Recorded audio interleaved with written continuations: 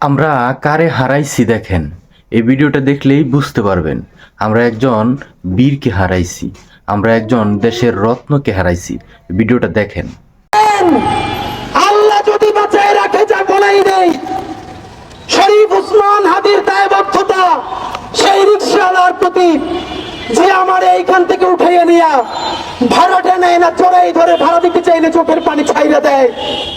আমার দায়বদ্ধতা সেই চাওয়ালা শ্রমিকওয়ালা ভাই বোনদের প্রতি, যে 50 টাকা 100 টাকা দিয়ে আজকে আমার র্যালি কইরা দেয়।